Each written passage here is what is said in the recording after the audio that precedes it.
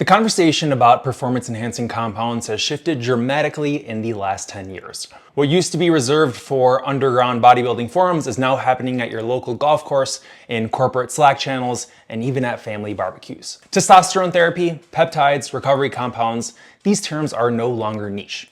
They are mainstream. In 2025, clinics are everywhere. TikTok is flooded with transformations, and biohackers are testing new compounds before most people even learn how to pronounce them. And here's the challenge. The hype is overwhelming. The science is rather nuanced, and the risk to reward profile depends entirely on the context. If you're a 45-year-old executive with declining energy, TRT may be a lifesaver.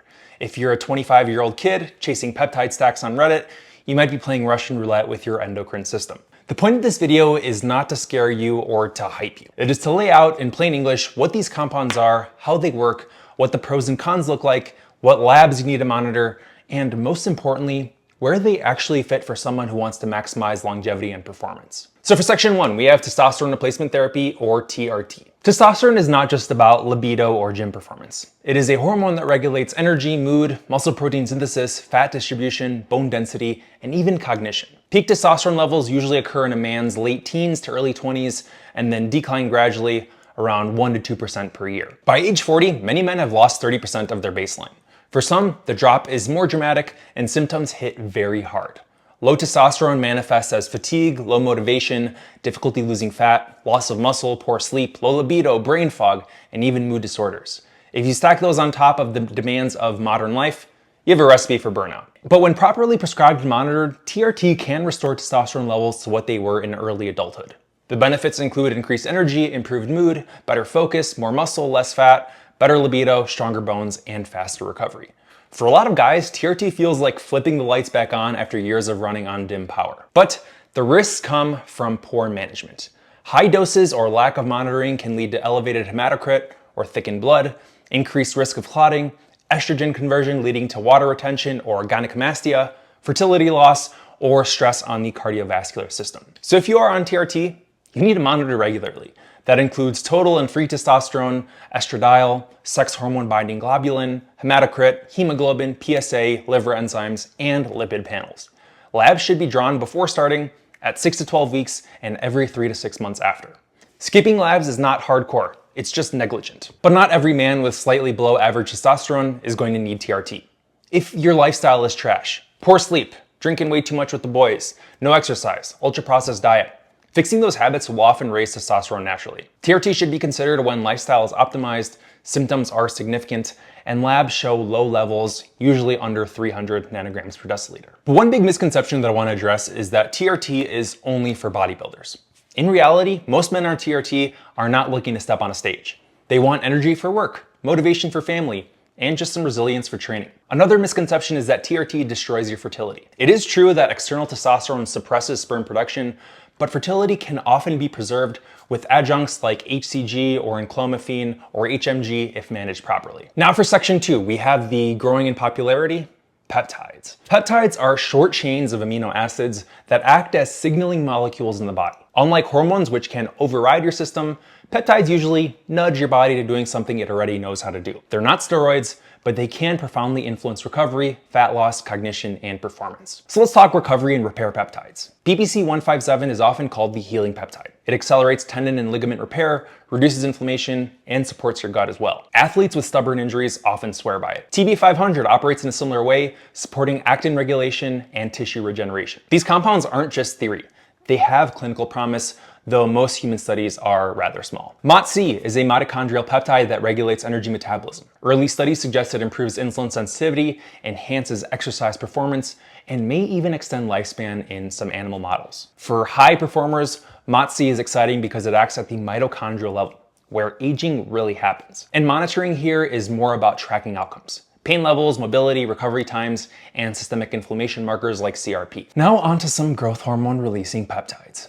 Instead of injecting growth hormone directly, peptides like CJC1295, epimorelin, sermorelin, and tesamorelin stimulate the pituitary to release more of your body's own GH. The advantage with these secretagogues is that you maintain your natural pulsatility, rather than flatlining your physiology with constant GH. Basically, the way that GH is released, there's pulses. couple times throughout the day, and this is what these mimic. So if you're supplementing regular GH, that level is high all the time, which isn't necessarily always a good thing. CJC 1295 with ipamorelin is a popular combination for fat loss, recovery, and better sleep. Sermorelin is considered safer for older adults due to its milder effect. Testosterone is FDA approved for reducing visceral fat, and its benefits are extending into lots of anti-aging clinics. Benefits include better metabolism, better sleep, faster tissue repair, and improved muscle maintenance. The risks are going to include some water retention, joint aches, carpal tunnel symptoms, or some elevated blood sugar. Monitoring IGF-1, fasting glucose, and insulin is mandatory here. Now for some cognitive peptides, Semax and Selink, which I love. Not every peptide is about the body. Semax enhances focus, memory, and neuroplasticity. It is used in Russia for stroke recovery and cognitive decline, but in high-performance circles, it is explored as a nootropic. Selink is more calming, reducing anxiety and improving mood without sedation. Together, they form a fascinating toolkit for brain optimization. And monitoring here is going to be mostly subjective, improved productivity, focused, reduced anxiety, but these peptides offer a non-stimulant alternative to the caffeine Adderall hamster wheel. But no discussion in 2025 is complete without the GLP-1 receptor agonists.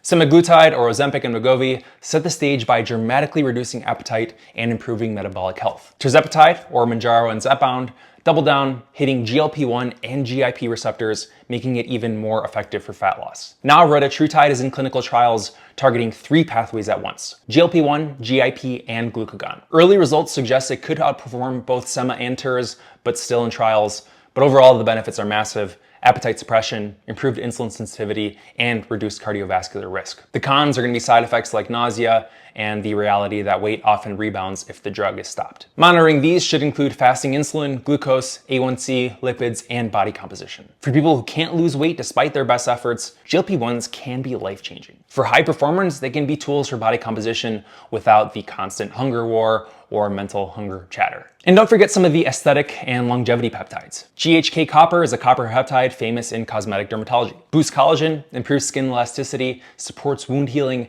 and may have systemic anti-inflammatory effects. It's found in some anti-aging creams, injectable forms, and even some hair growth serums as well. Melanotan 2 is known as the tanning peptide, stimulating melanin production for a darker skin tone. Also has side effects of appetite suppression and increased libido. There's a thing called the MT2 flush though.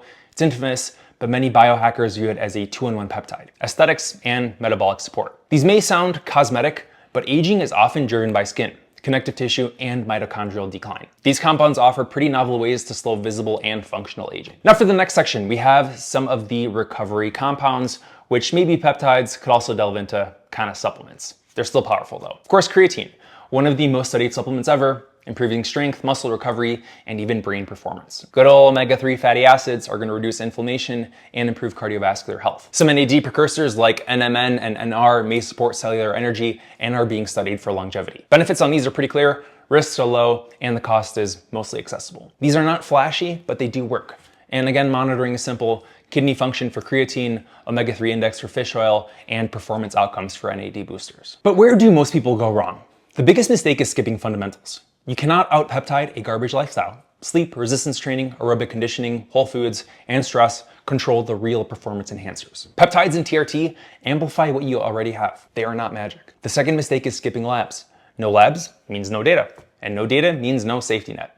Baselines, follow-ups, and trends are non-negotiable. The third mistake is sourcing. Buying peptides from random websites is not cutting edge, it's pretty reckless. If you are serious, use providers who compound with testing and oversight, not just some bathtub peptides in some random dude's basement that he's selling on the internet. So what actually deserves attention? TRT is life-changing for men with clinically low testosterone. Peptides are no longer fringe. BPC 157 and TB 500 can help recovery. MOTS-C looks promising for metabolism and mitochondrial health. CJC 1295, ipamorelin, sermorelin, and testosterone support GH release and recovery. Semax and Selink improve cognition without overstimulation.